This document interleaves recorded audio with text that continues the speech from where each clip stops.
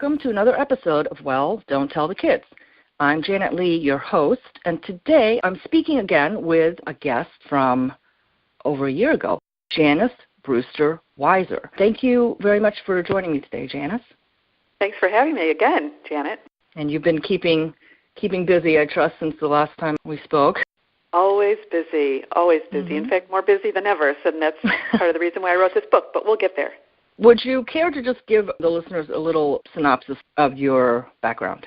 Sure. So I started as a journalist doing daily newspaper work a long time ago, quickly discovered that wasn't for me, and then started doing other writing and editing, a lot for publications, mainly consumer magazines. And since then, in fact, since 2000, I've been working from home as a freelancer and writing and editing for a wide variety of clients. And since 2012, I've been working with self-publishing authors, people who want to do their books on their own without having to go through a major publisher to do it. And it's been a lot of fun. And you go into depth about that in episode 8 of Well, Don't Tell the Kids. So since then, I just wanted to touch on what you've observed in your industry. And you've recently published an electronic book, an ebook, called Work at Home Happy! And can you just go into a little bit about what was the motivation or the impetus for writing this ebook? Sure. So for about the last 9 months to a year, I've been working more than ever, which has been great, obviously, with almost having one kid in college and another one heading there. It's always good to raise the bottom line a little bit. But part of it was I realized that I love working at home, but when you ramp up client work, productivity becomes an issue. I needed to make sure that I was doing things in as streamlined a manner as possible, and I figured there's a lot of people out there who are smarter than I am about how to make that happen. So I kind of started researching some productivity methods, and then I realized that, well, I also know some things about working from home, having done it for the last 18 years, that maybe some people who have just started working from home haven't quite figured out yet. So I thought I'd like to share the thing that I really know with having this experience that I have, and that's how to make working at home work. So that was how I started with the ebook, and I wanted to make it just real quick hits. It's just 101 ways to make your home office productive, prosperous, and joyful. So it's really just a list of quick tips, and some of them might be something that would be new to someone. Others may be someone would say, well, of course, I already knew that. But I'm hoping that every reader kind of takes something away that will help them, be happier in their working from home. I think that concrete, actionable items are good, and also the resources that you interweave into the work is very helpful. So I'm wondering if you might just give us a teaser here of your top 1 or 2 productivity tips. I'd love to. One of them that I touch on in the book is some things I've been reading about where you kind of weigh things that are important versus things that are urgent. And I'm one of those that used to always fall into okay, as soon as I get on my computer, I'm going to start going through my email. And everything that needs to be taken care of course, it's urgent. I need to take care of these things. But the problem is that I would be letting the email, my inbox, dictate my to-do list for the day. And that may or may not be the most productive way to handle your work for the day. So I'm trying now to say I'm going to handle something important before I go into that email inbox. And what's important may not be I've got a deadline this week and I've got to make sure that I get that article written. What's important to me might be I need to sit in meditation for 15 minutes this morning, or I need to go to yoga class, or I need to do my daily devotion. I mean, what's important might not be so much work. It might be something in your personal life, or it may be, that article that I need to sit down and write for a couple of hours before I even go to that inbox. And this isn't rocket science. Other people have touched on this, but it was something that definitely changed my method of working and keeps me on a straighter path rather than going to that email inbox the first thing every morning.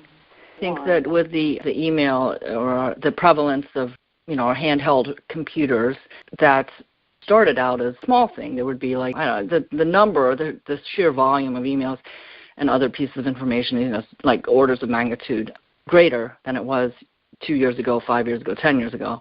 And so I think you're absolutely right that we take a strategic look first thing in the morning and then before getting into the tactical to-do list that is our email.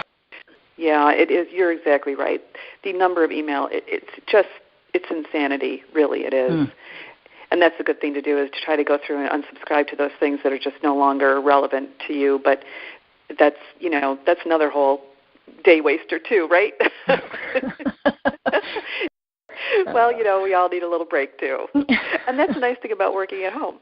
It's what a nice way to be able to kind of weave into your day some things that, you might not be able to do in an office, whether that's chatting with your kids for a brief time or walking down the street to get some outdoors time. Those are things that are so easy when you work from home and make it such a nice environment, which is a nice thing.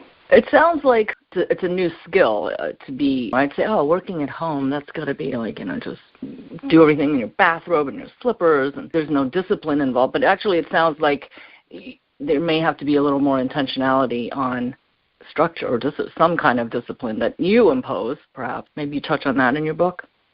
I do. In fact, the self-discipline thing, lots of the folks that I talk to in writing the book would really hammer on that. You've got to be disciplined. You've got to be disciplined. And it's true. It's very easy to get very distracted from home, but it's also easy to get very distracted in an office. And so, there's deadlines that you hit and clients that you make happy, and you just make it work. But I do think there are some things to consider. You have to, if you're an extroverted person and you're working from home, you have to find a way to bring people into your life in kind of an intentional way. And the same, if you're introverted, like I am, you also have to realize that cloistering yourself away and working from home may not be the best for your mental health day after day after day. You do have to also temper things like that. So those are good things to keep in mind if you choose to make your home your office as well. Yeah, and the other thing is that the whole concept of working from home has changed so much. I remember when I asked my boss in 1999, can I work from home a few days a week? It was a time that you live in D.C., you know how this is. I was driving 3 hours a day to commute to the office. It was just silly. There was nothing I was doing about my job that I couldn't do from home a few days a week. And it was just automatically dismissed as a request because then it was kind of seen as, work from home, air quotes, like you're not really going to be productive, and how will I know that you're getting the things done that you need to get done if you're not here under my nose?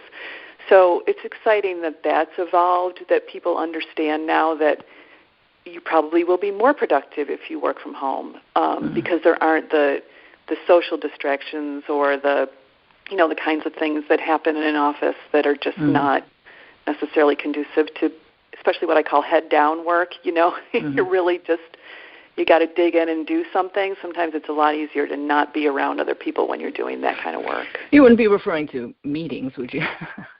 It's like endless meetings. That's like, wow, a lot of productivity going on there. Really, I've been in workplaces where meetings would stretch on for hours, and that is just, that's craziness. So working from home has definitely evolved. In fact, the statistics show that there's just going to be more and more of that. And, it's great for a lot of things. It's great for working parents. It's great for the environment. Fewer people on the roads or, on trains commuting. And I think it's great all around. But you do have to realize that there's some ways to help make it work better for you. Maybe technology will flow more into the household so that there can be face-to-face meetings. I have a client in California right now that we do a lot of video chatting, and I have some tips in the book on how to make that less painful too. Great. Excellent. Because it can be a little bit, I find that very, very painful to do the video chat. But yeah, I think it's almost becoming just a non-issue at this point if you're not all in the same place or even the same time zone. It's just technology has kind of overcome that mostly. I mean, there's still a few glitchy things about it, but you can work around it. So we've taken a little micro look at this, and then the macro, so the change in workforce that you wanted to address with your ebook, and then also I just wanted to take a zoom back a little bit, see if you had any observations about changes in the publishing world. So you went to an ebook, and I assume there's no hard. Is there a hardback copy? Yeah, there may be a hard copy. I have not done a hard copy yet. I'm still kind of considering that. Partly it's because I've got so many links to resources in the book that a hard copy, I think that would feel a little bit cumbersome. It's not an easy just click to this resource, but I'm working on it. It's the first time I've heard like somebody articulate the distinct advantage of no paper. Just Right. But I still am a Luddite about paper. I mean, when I read for fun, I like to have a book in my hands. It's just, to me, more tactile and relaxing than being back on a screen. I spend a lot of time on a screen every day. I'd like to not do that when I'm reading it for fun. Yeah. For me, with reading books with paper pages, the intra-book reference is easier for me than I can just flip back a few pages, or what was that? Who was that character? What happened? Whereas on screen, it's harder for me to do that, but it would be easier to click on the website, go to a new tab, and then see the background behind hot dogs or whatever that way. Right. So that would be an inter-reference. Right. I think that ebooks are pretty pervasive at this point. I'm working with a client. One change that I'm seeing, it's interesting. I've got a new client now who's self-publishing, even though he published his first book through a major publisher, and just realized that for his next book, he wanted to try to dip his toe into self-publishing instead. He's hoping that it will be more profitable for him, and it's obviously faster. It's a much quicker turnaround to do your own than, if you're motivated and have the right team and that whole scenario. But it can go much quicker than working through a traditional publisher. And, he's got a big enough name that people are going to find his book without him having to have the publisher name behind him. So I think that trend is not going down anytime soon, which is exciting. And I think it's good for a lot of things. It's good for democracy to have lots of voices out there, and it's good for people who know their stuff and have worked at creating a following, that they can just tap right into that instead of having to have a barrier put up by a publishing firm. I asked about, in the first time that I spoke with you on the podcast, I wonder about the effect of, there's a lot of research that usually goes into bound books, like a lot of fact-checking and editing. Do you find that it's the same quality or the same intensity with ebooks, electronic form, or is that a little faster and looser? It may be faster and looser. I think as we're bombarded with fake news and things like that, I think you always have to be aware of the source for what you're taking in. And I think the same would apply if you're buying an ebook off of Amazon. I think you always want to approach things with a grain of salt. Look at especially, I deal with all nonfiction, so to me it would be kind of check where those persons, what they're referring to, what their sources are. If it's just fiction, then I think ebooks just give a lot of people a chance to get their writing out there, and that's a good thing, and everybody can kind of decide for themselves what's a quality fiction book and what's not, what one person enjoys, another person might not. But I think it's still incumbent on the reader to kind of be a good critic, have some critical thinking about what am I taking in, and do I find that this to be true, or is there a way that I could research a little on my own to make sure that this is not something that's not entirely truthful. So the editing house will choose what they want to publish. Like, we're going to put out this book, and this is what we're interested in, or this is what we think is going to be good commercially, and we're going to put that out there. And in the online world, Do you think it's still pretty open? I'm going more towards the freedom of expression and press angle. I'm just sort of thinking about if you're noticing any restrictions, or if it's still just an open fire hose. I think it's open fire hose. Okay. I think, yeah. The barrier to entry is super low. If you want to publish an ebook, you can really do it for free. There are really no costs involved. I mean, it would be nice if it looked good and was well written and well edited, so there would be some costs involved there. But, anybody who wants to publish anything certainly can. Do you find it to be a bigger barrier to get is there a big machine that happens when there's a release of an ebook versus a regular book? I'm thinking about accessibility or just having it show up on people's radars. Right. I think that's where things are getting harder, is how do people find an ebook that's been published. There are lots of people who teach courses about how to make sure your ebook is found, how to do a successful ebook launch, and there are places where folks can go online and get a free ebook every day. So people who write ebooks tend to put their books out there just so they can give some away in hoping to get all-important ratings. There's Facebook groups of ebook authors who help each other get reviews. So there's kind of a whole cottage industry that's sprung up about supporting ebook authors. Yeah, and a lot of those are more geared toward folks who are writing fiction, I've found anyway. But I'm sure that I have not completely tapped that well. I'm sure that there's far more resources out there than I'm aware of. But if someone's interested in finding ways to promote their ebook, there's certainly a lot of avenues for that. Your latest ebook is Work at Home Happy. Anything exciting on the horizon? I have a couple of projects with clients, book projects with clients in the works, so that's always fun. And there are a wide range of topics, everything from a corporate history to e-commerce expertise kind of information, and another book on career change. So it's fun to have all those wide range of topics. I've got another idea, but it's cooking, and you'll have to stay tuned for more. Okay. Every author will be very cagey about that because they're very superstitious. Janice has wide-ranging series of different books over the years, so predominantly I think on log home or in cabins and quilting or textile arts, and I think there was even coloring book somewhere. There were. You were right. You hit them all.